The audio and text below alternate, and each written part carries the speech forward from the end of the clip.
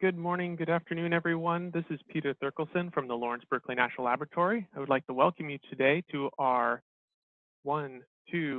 third inaugural, I guess not inaugural, this is our third 50,001 Ready Utility Network Series webinar. This is a series in which we are happy to share and learn from the community of public benefit administrators, utility programs, and implementers about DOE's 50,001 Ready program and resources, and to learn and hear how these resources might benefit existing and new DSM and SEM and other types of efficiency programs.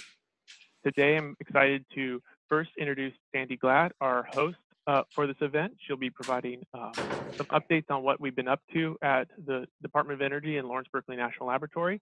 And then we're going to have Sergio Dias, who's been working with us to develop a lot of materials that are meant to assist different programs in incorporating parts or all of the 50,001 Ready assets and programs to benefit their programs and their customers. So without further ado, I'll get started with some quick logistics. As I mentioned, there'll be three presenters today, myself, very briefly, Sandy, welcoming everyone and providing some background on what the Department of Energy is up to, and then Sergio Dias will be presenting on the materials that have been developed for utilities and implementers, and then Sandy will be providing another update on future work that is getting started to develop training materials for those wishing to promote energy management through the 50,001 Ready vein, and also information for implementers and coaches of people who wish to teach around 50,001 Ready. So today, as I mentioned, we're going to talk about samples of how you can use 50,001 Ready in a existing or new DSM or SEM program, some of the guidance materials that have been developed that to support such activities, how to access the Navigator materials, and then, as mentioned, we'll also be talking about some training materials that are being developed to provide assistance to others. Any question on what we're going to be going over today? Logistics, early complaints, compliments? All right. Sergio, I'd like to hand it over to you and take it away. Thank you, Peter. As Peter mentioned, I'm part of the team that's working on 50,001 Ready. And our primary purpose, and I think Peter mentioned some of this, is to make it easy for program administrators and implementers to use 50,001 Ready.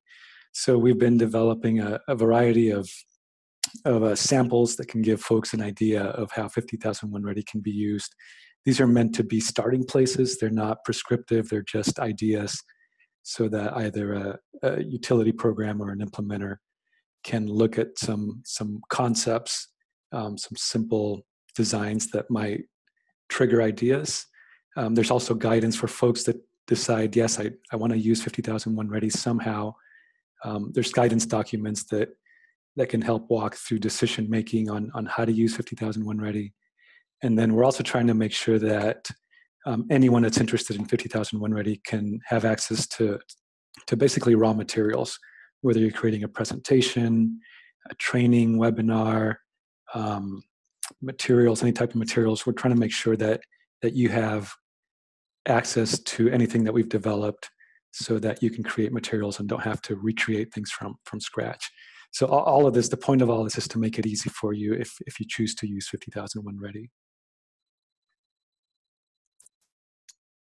All the materials that we're putting together are housed in the 50,001 Ready website, and there's two ways to get to it. One is through the energygov/50,001 Ready webpage, or the Better Building Solutions Center.energy.gov website.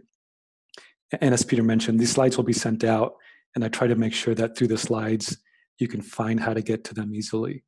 But basically, if you go to the energy.gov 50,001 Ready page and go under the For Utilities and Implementer page, you'll see most of the materials available there. And Peter, if you'll click to the next slide. So in that web page, it gives you a general introduction to what 50,001 Ready is, some of the benefits to why you might want to use it, and then a little bit down below, once you've gone through maybe the first page or so, you'll see how we're trying to categorize the materials. And on this next slide, you'll see that there's basically three general buckets that we're trying to classify them under. And it's kind of a broad spectrum of what we thought utilities or implementers might want to do with the materials. At one spectrum, what we're calling option A is folks that may not be ready to create a program using 50,001 ready, but want their customers to still have access to them. So that option is a utility or an implementer who says, I like 50,001 ready, but I don't have the resources to provide my customers. So I'd like to point them to the U.S. Department of Energy's program and let my customers engage with that directly. In the middle, we've created materials for what we think will be some other folks who say, I'd like 50,001 ready, I have some resources to provide, but I'm not at a space where I can create a full-blown program, whether it's to claim savings from it or whether it's to provide significant amount of support, but I'd like to provide something. Maybe it's a supplement to a custom program, maybe it's education and training. And so that option B is where we're trying to put materials that would allow utilities to have some sort of control of how the materials given to their customers, but not necessarily have to provide a lot of resources. And then option C is where a utility or program might be ready to engage through an SEM or a CEI type program and provide resources, maybe claim savings. And that's where we're housing those materials. So each of these boxes can be clicked on. And if you do that, it'll send you to the materials that are available for each of these options. And I'll walk you through these a little bit. Option A, as I mentioned, is directing customers. It's allowing them to go through the program themselves. And when you click on that, it takes you to this section, which shows you some basic materials that the utility or an implementer can use to engage with the customer to show them what 50,001 ready is. It's primarily filled with benefits for the customers. It's information of what the customer would have to do to engage with the program, how the program works, and a slide deck that allows you to be able to understand what the program looks like. The next option is where we've created some samples as well. So option B is supplementing basically your current offerings. And under this option, we've created a sample design that is how you would pair an existing custom program or any type of program with 50,001 ready. And again, the idea with this is that we're not being prescriptive about how to do this, but that we're showing you an example of how you might use 50,001 ready to do that, to supplement your programs, to offer it to a customer. And for this one, the sample design is basically a 4-workshop or 4 training session series that would walk a customer through 50,001 ready, through Navigator, through the different tools that DOE has created. And on this next slide, I'll show you just a brief overview of what that looks like. So we've, the sample designs, they're just one-page overviews that show what are the benefits of 50,001 ready, what's the benefit of this specific design, and then what does this design look like? And as I mentioned, this overview, this sample, is a 4-workshop series where the utility or the implementer could introduce their customers to what 50,001 ready is, and then through the 4 workshops, introduce them to the 4 sections. 50,001 ready is based on 25 tasks, which are divided into 4 sections. And each of these sections has a theme: planning, energy review, continual improvement, and system management.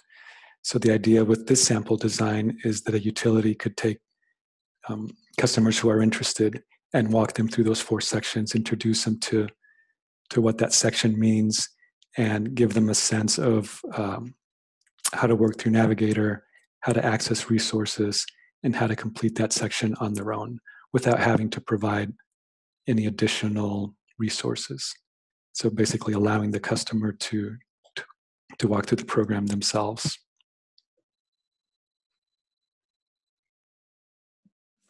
The next set of resources is where we've spent probably a majority of our time, and it's for utilities who are ready to either adapt their 50,001 ready or their SCM or CEI program, or to launch a new SCM program. So, and here again, we're not trying to be prescriptive of how utilities have to do this, or how implementers have to launch their SCM program. But what we're trying to do is to give ideas of how they could use 50,001 ready if they were ready to launch a program, or at a place where they could modify their existing offerings. And because we know there's a whole lot of different ways that SCM or CEI can be done, we've tried to create a variety of samples that could show how 50,001 ready could be used. I'll walk you through some of these, but primarily we've thought for most utilities don't have an SCM or CEI program, so we started with that. If there's a utility that's ready to do that, we've created a sample program that can show them what that might look like. There's an overview for that. Like the other overview, it's a one-page overview that shows generally how the program would look like, some of the benefits, and a snapshot of the design. And for this one, we also have a more detailed document that shows, it's about a 15, 16-page document that shows for each section, there's a total of 7 units. For each unit, what the workshops might look like, what site-specific activities might look like, what some of the sequencing might be, and then links and recommendations, links to other tools that are useful, links to other materials that would be helpful. And that's where we've tried to show a little bit more detail around that program. Similarly, we've created a sample design for those that have an existing SCM program, and we based this around programs similar to Bonneville Power Administration, Energy Trust of Oregon, and California investor-owned utility designs to show what could those programs look like if they adopted 50,001 ready. Similarly, there's a simple one-page overview that goes over a snapshot of what the design looks like.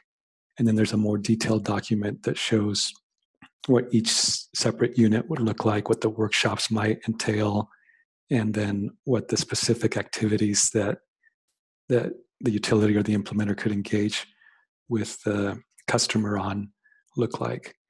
And again, these are meant to be samples, ideas, places to start that someone might take and say, yeah, I like this idea, but instead of 9 workshops, I think I'll do 7. Or instead of face-to-face workshops, I'll do webinars. Or instead of webinars, I'll do face-to-face. They're meant to be sample overviews, sample ideas that get you started thinking about how to do this versus being descriptive about how to do that.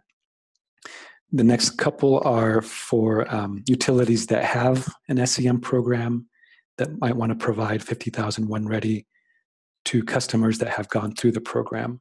And there's 2 versions of it. We realize that there's some programs that are already based on 50,001, and there's some programs that aren't. The first example, called 50,001 ready for SCM graduates, is for programs that may not have used ISO 50001 as a base. And so it shows what those programs could look like, what offering 50,001 ready to them might look like. And the next one, we call it advanced for lack of a better word, but it's for programs that are more closely aligned with 50,001. We thought those programs wouldn't have to provide as much of an overview as they're based already on the same concepts that 50,001 ready is based on. So that's a simpler approach to engaging with customers. So let me go through one of these just to show you. I won't go through all of them, but I'll go through one just to show you what the overviews and the details look like. So similar to the last examples, these are one-page snapshots, but what you can see here is the designs are a little more complicated. They're broader, they're longer term. This one, for example, is a 2-year your approach, excuse me.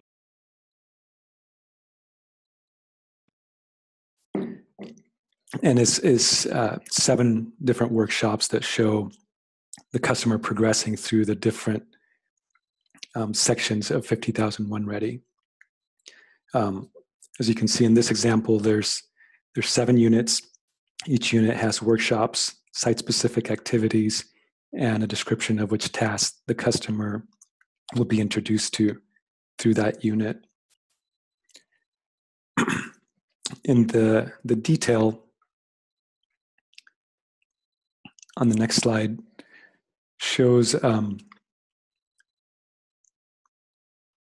much more detail about each unit. So for each unit, there's a general sense of timing, which months the unit might take place, the workshop, the site-specific activities, the task covered, task completed, and then details on each of the individual items within that.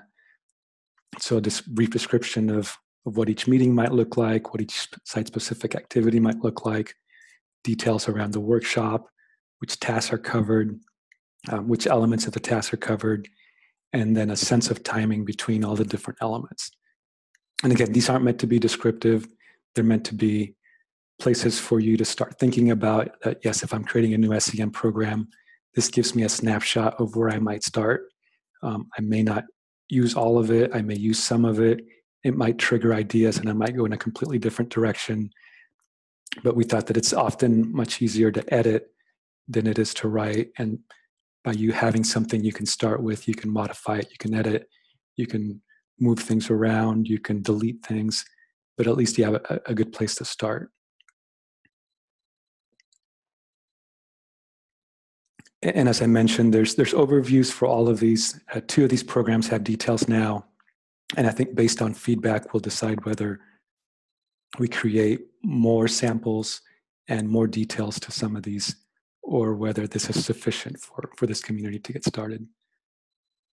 There's another document that's grouped together with these sample designs, which is a sample design guide. And that guide describes in a little bit more detail some general concepts for designing a program. So general ideas as to why we group things into units, why there's site-specific activities, why there's workshops or webinars, and what general goals of those things might be. So a little bit of discussion on cohorts versus individual facility engagement, and just some general guidance on how to think through designing a program, a sample program, and why we made decisions as to group things together. And again, all these items are available through the website. Now, if you're for new SEM programs, sorry, I'm going to get a quick drink. My throat's getting dry.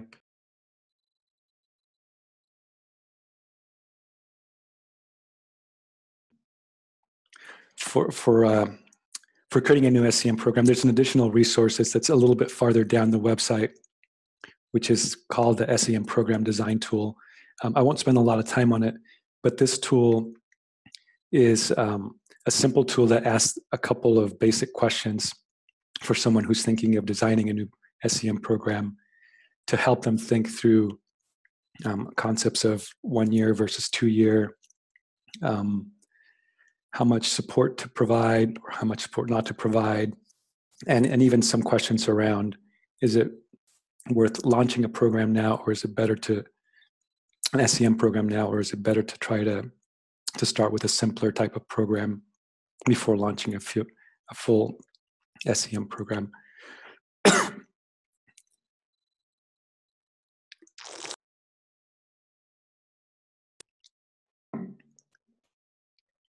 Okay, so that's basically the samples and the guidance that we have right now, and we've developed at the moment. And what I also wanted to walk you through is some of the sections in Navigator itself.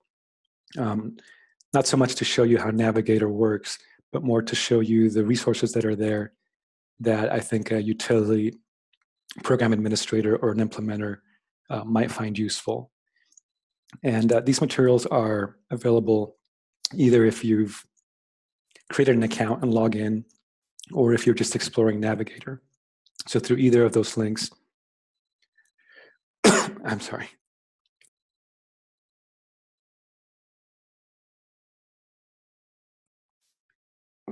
Through either of those links, if you click on either of those, it takes you to the next slide, which is a page that shows the tasks. And if you click on any of the tasks, like in this example, we just click on task number 6, data collection. When you do that, then in the next slide, we'll see that it shows you the details of the task. Peter, if you can move on to the next, thank you. And there's 2 sets of resources here that I think are important for this group to know about. One is called the learning module, and that's up in the top right-hand corner. And that learning module is a set of training videos that walk a customer, an end user, through the details of the task. They're really well done videos that Georgia Tech put together that give you a sense of why this task is important, the elements that you have to go through for it, the resources that are available. And each task, each of the 25 tasks, has a learning module. And I thought it was important for this group to know that in case you're developing training, that's also a good place to look to see how the task is introduced, how the task is talked about. Similarly, at the bottom of the page, there's a link that says download as PDF. And when you click on that, it allows you to download all the text that's in Navigator for that task. So the getting it done section, the task overview, the description, the resources, all that gets downloaded. And I thought that was important for you to have, as well as if you're developing a training or any materials, you could have the full text that's available in Navigator.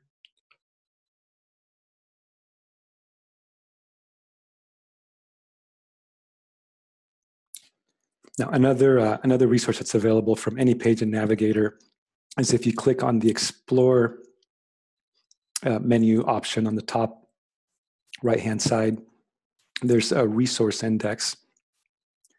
And when you click on that, it sends you to a page that has this next slide that shows you all the resources that Navigator has for all the tasks. And so these resources are tools, forms, examples, templates, some of the templates filled out so that you can see what that might look like.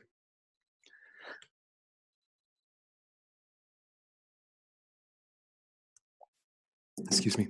And what I think is also important is that you can filter any of these resources by task. So if you click on the double arrows up in the top portion of this, you can filter by each task. So if you're looking for the resources for task 3, when you click on that, a menu will come down to show you all 25 tasks. You can just click on task 3, and then this list will become just the resources available for task 3 or that are pertinent to task 3. If you don't filter, then it shows you all 128 resources that are available. And the DOE and LBNL team are consistently working to figure out how to make access to these materials easier.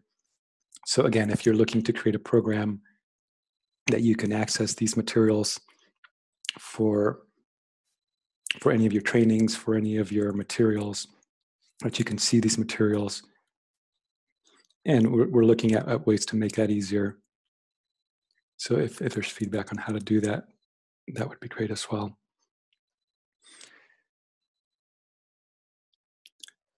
So Peter, Sandy, I don't know if there's anything you want to add on any of these materials.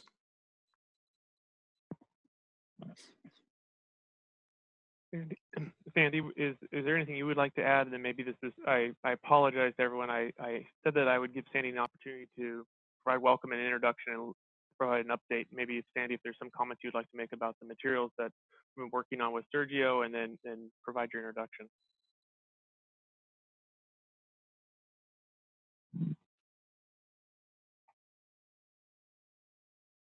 For the last 9 days. So that may be the rationale for why he's having a difficult time speaking. Did you guys hear that? Well, I guess you, hopefully. At any rate, a couple of things that I did want to just point out. Number one, we very much want to hear back from you folks when you have a chance or have chances to start to look through any of these resources.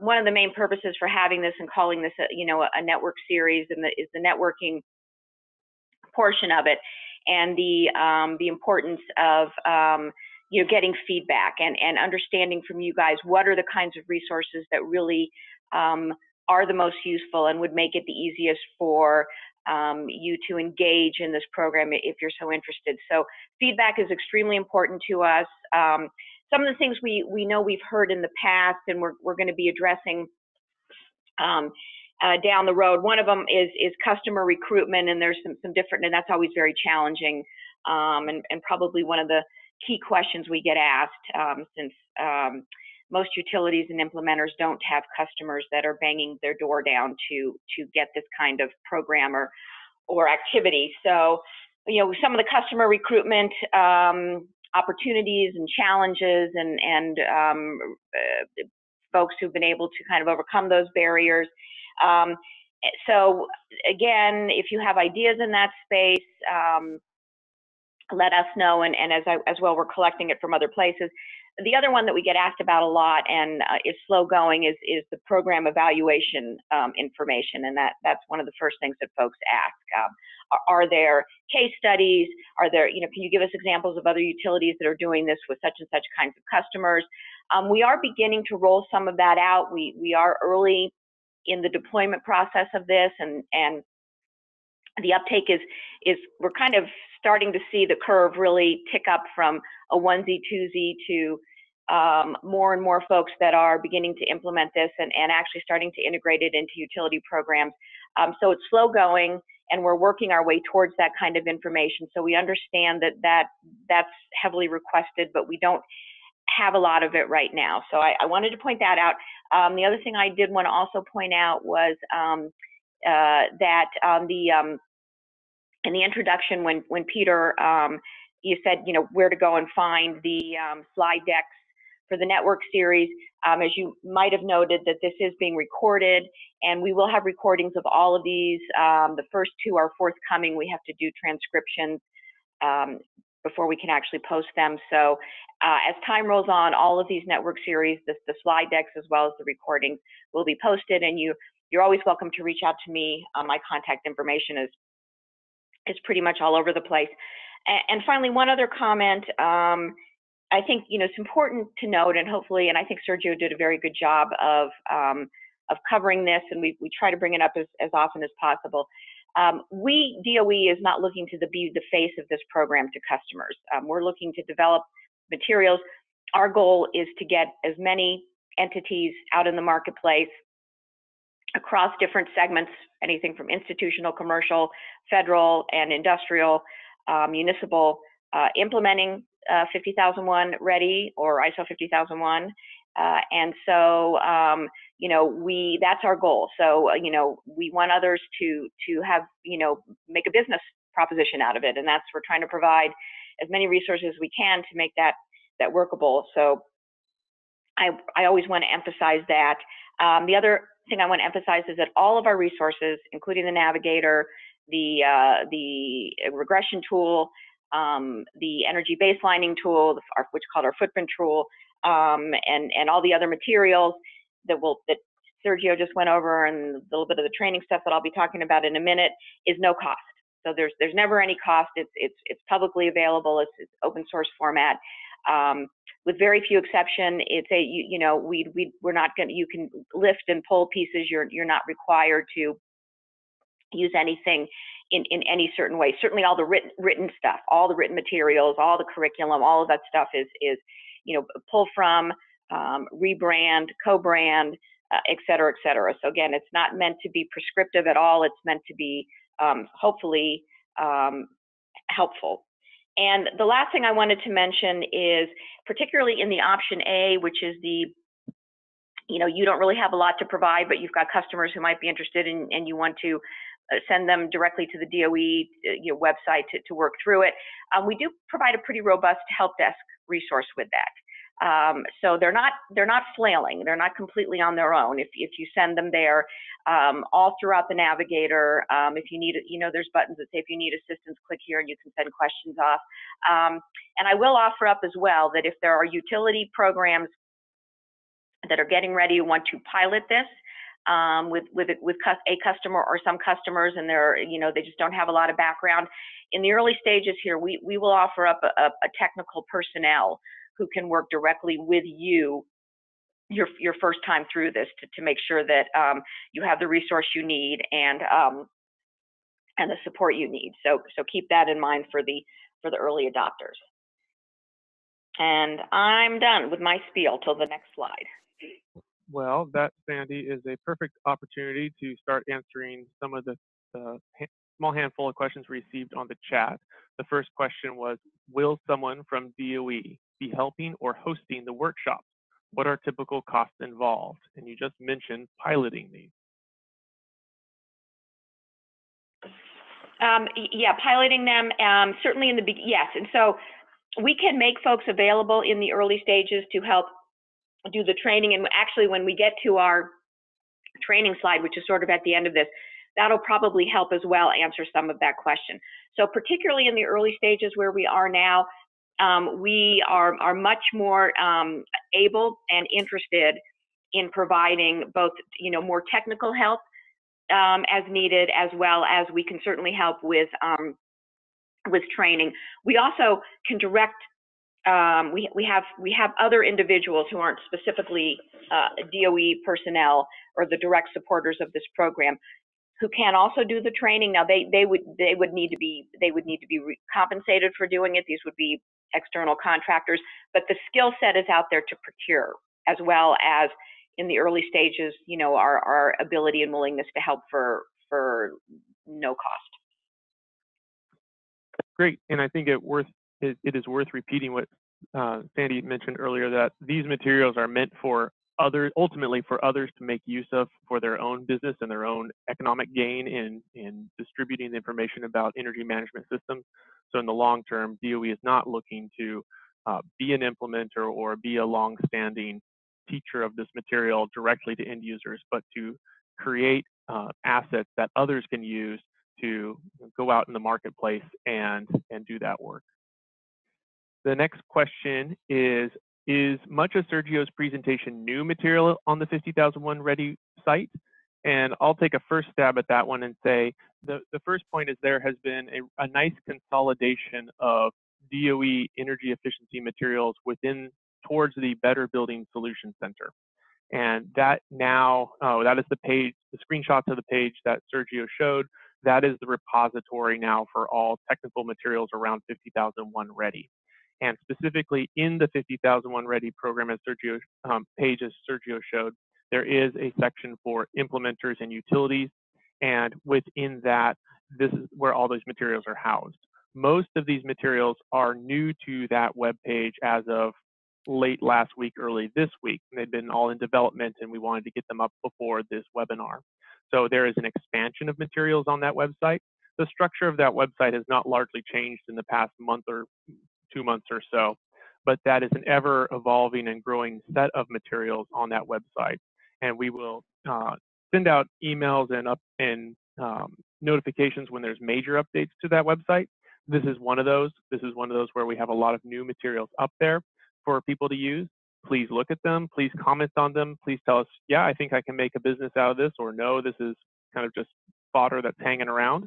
And we will try to curate it as much as possible to benefit all. Sandy or Sergio, do you have any other comments on the materials on the website? The only other comment I would add is, take a look every now and again, because it is a work in progress. So most of this stuff is pretty new. My sense is there has not been a lot of traffic on the website. Nothing in the DOE sphere is easy to find. I'll openly admit that. We have and then we move stuff every time, people tell us to move stuff. So it's kind of the world we live in. But if this is interesting and this is something that you folks, are seriously considering or thinking about, maybe not today, but in 6 months or a year, I would, make it a point of hitting up the web pages every so often. That's generally, our go-to place for new information, and we are on it pretty regularly in terms of updating, because we're really in our materials generation phase right now. Yeah, and I would just echo what you both said, that the materials are fairly new. We've been working on them for a while, but basically everything that we've shown is less than 2 months old, including some of the items in Navigator that are now easier to get to. And as Sandy mentioned, we're continuously working on other materials. And I think also based on the feedback that we get today and over the next few weeks, we'll try to decide what other materials might be useful, what other things might need to be on the website, and whether what we put up already is what folks were looking for or not. All right. Next question. I think I'll switch the order a little more relevant. Question of how many utilities are currently sponsoring or offering this program to their customers? Can you share their names of those utilities we can reach out to for information sharing? So right now we have some piloting going on. I think the one I'd be willing to share is Wisconsin Focus. They are finishing up a cohort of around, it's somewhere between 9 and 14 customers, and we've had some implementers that have, I think some of the other ones they aren't willing to share. We have some commercial customers that are moving through. One, I don't know if it's actually being done in a cohort format. That we'll reach out to them and see, and I think what we'll try to do, given that, and I guess I answered that a little bit previously when I said people keep asking us for examples, and we don't have a lot of full-on examples, but at the point where we get people who are willing to share their experiences, we'll do the best we can to get that stuff posted. We have a couple pilots that are starting. One that's starting with a utility in the Midwest. Another one that is getting ready to start with a single customer, also in a different part of the Midwest. So I'm not sure how comfortable everybody is with sharing. I don't want to mention names right now, but I continue to understand that question. We get it asked a lot. As soon as people have a little more background in history and are willing to share their experiences, we'll try to include that information in our list of resources. The one person I would point you to is Ed Birch. Now he's an implementer. He was our presenter on our last call, along with one of his. He was actually a former customer, a program participant from many years ago in a cohort, and then the company just continued down the continuous improvement path. Ed is, while he's an implementer himself, he's been pretty supportive and would be kind of happy to talk about his thoughts and his experiences. So we could certainly point you to him, and I think Wisconsin Focus, that is the implementer, is Leidos. They're coming through a cohort, and I think would be willing to share experiences as well. And just to build on Sandy's comment, that a large part of what we're hoping to offer in this network series is the experience of those implementers and utilities when they are nearing or are at completion, running through a program that is based all or in part on these 50,001 ready materials. And we know those people that we know are engaged in it are interested in sharing their experiences, and for either contractual or other reasons are waiting to kind of hold off until there's more of a conclusion than ability to tell a full story about their experience. Next question is a little divergent from the topic of today, but is a question, Sandy, maybe you can speak to a little bit. Can we have an update on the launch or development of energy analysis tools such as motors, compressed air, steam pumps, etc.? Oh, wouldn't I love to talk about that? I thought you might. Yeah, well, I don't know. I'll I don't know how many people on the phone are familiar with it, but for many, many years, this same office has hosted a suite of energy system assessment tools in the key system areas that you'll find in most, if not all, manufacturing facilities and some large commercial institutional, but pump systems, fan systems, motor systems, process heating, steam systems, and compressed air systems. We are currently about 3/4 of the way through a fairly massive modernization of those tools. Content-wise, they aren't actually going to be a whole lot different in the sense that, with few exceptions of some additive features, some additive algorithms, and things like that, there's not a whole lot in terms of what the tools do. But from a functionality perspective, it's going to be a kind of a extensive rework. They now all live in a integrated or on a single platform, and we'll be able to.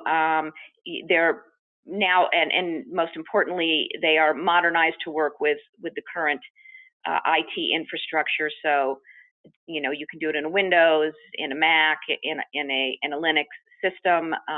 You will push updates, you know, like we're familiar with software currently.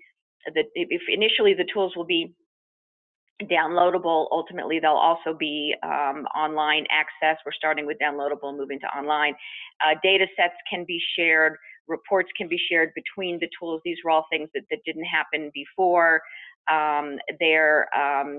There's also, in addition to the full-on assessment tool, like the pump system assessment tool or the steam system assessment tool that any of you have ever used these before are familiar with, there's a library of several individual calculators that have been developed over time to do not the entire assessment, but pieces of information in each of these systems that might want to be answered. So I think it's a lot more robust, and there's a whole lot of other things that I could add to it. Another, I think, important feature is there's going to be a sort of a novice as well as an expert way to use the tools. The tools were developed by sort of really high-end experts in the area. They were never particularly easy to use unless you had a fair amount of expertise, and our new tool suite has addressed that.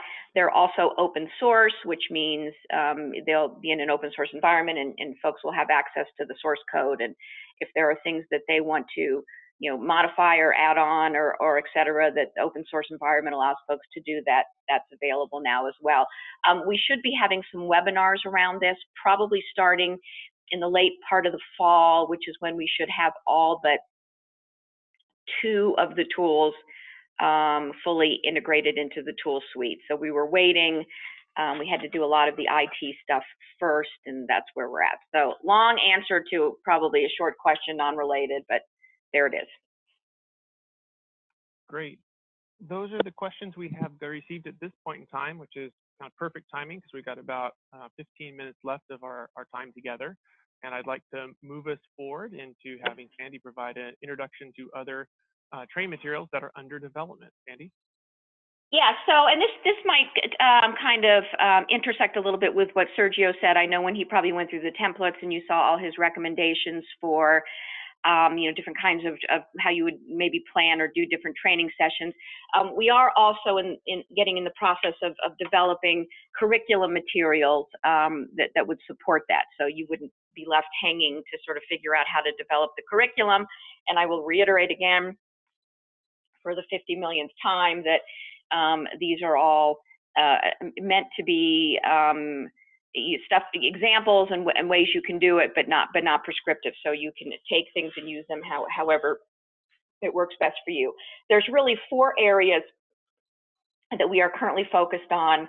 The first one is advocacy promotion, which really is what we would present to people like you. And in fact, it's very possible that we are going to run through that presentation, that quote unquote curriculum or presentation as our next webinar series, which is, it really provides the content and context for the value of ISO 50001 or 50001 Ready as a resource to be promoted to your stakeholders or your customers.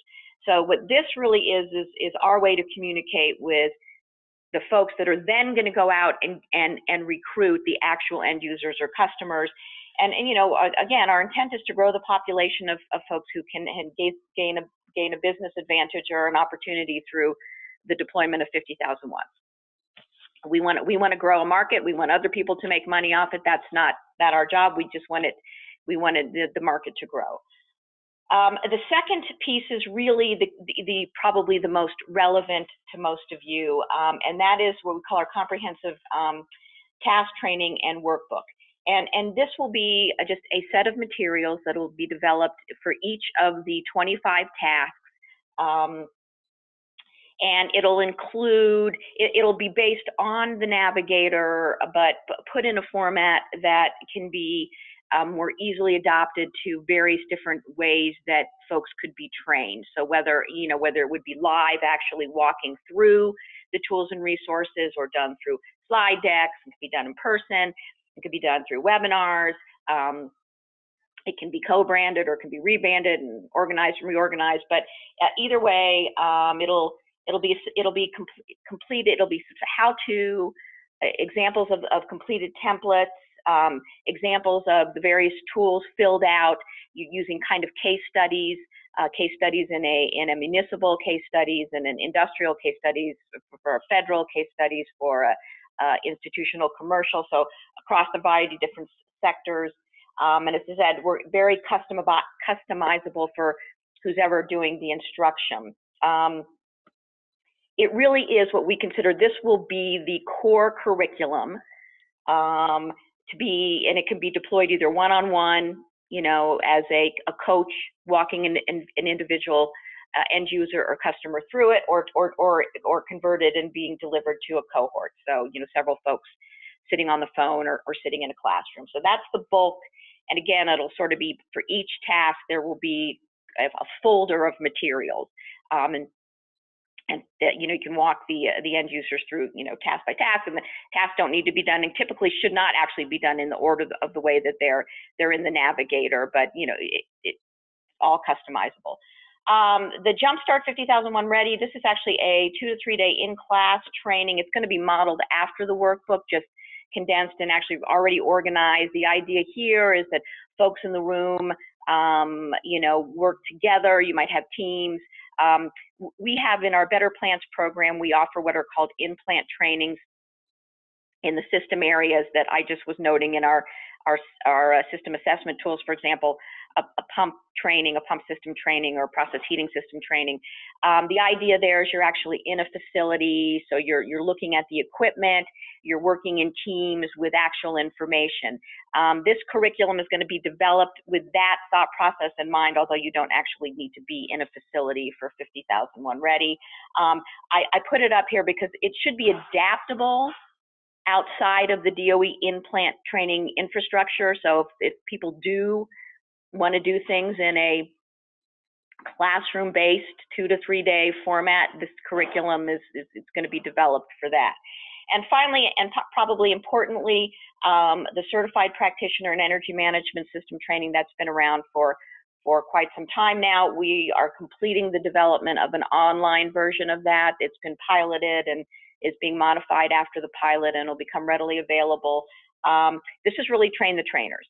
So for whoever asked about, you know, instructors and how do we get instructors, and do you guys provide the instruction? Most folks who are certified practitioners, and there's several of them already in the market, and we're trying to grow that market, they are people that could do this training, could easily do cohort training or one-on-one or whatever training, or be coaches.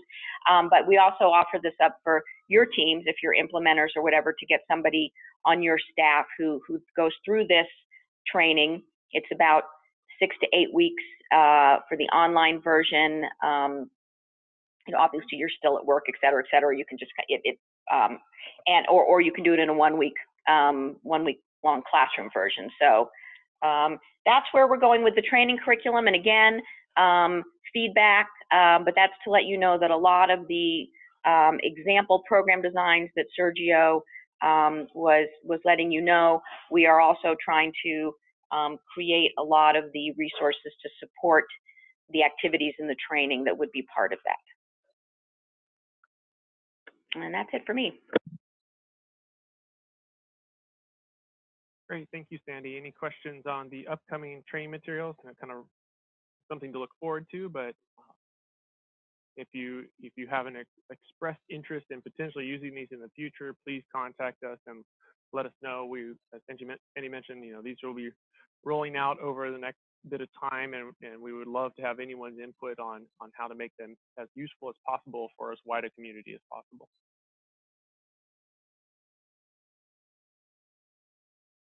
All right, kind of to wrap up and to give any last opportunity for any additional questions on any topic related to 50,001 Ready or any of the opportunities from the Advanced Manufacturing Office at DOE. Just again, like to point you to the website at the top in blue, energy.gov/50,001 Ready. Personally, I find that the easiest website to remember. betterbuildingsolutionscenter.gov/50,001/whatever. It gets very complicated. Energy.gov/50,001 Ready will redirect you to the Better Building Solutions Center and where you can find all the resources that we've been talking about today. And if you have troubles finding them, please don't hesitate to reach out and ask. As Sandy mentioned, we are a bit at the mercy of DOE's web governance and website support. So they decide where things go, but we will try to make it as easy as possible for you to find. Also, generally just Googling DOE 50,001 Ready will get you to where you need to go. Stay informed. Please reach out. Sandy is our main point of contact. She can answer all things DOE, all things 50,001, or direct you to the appropriate person to do so.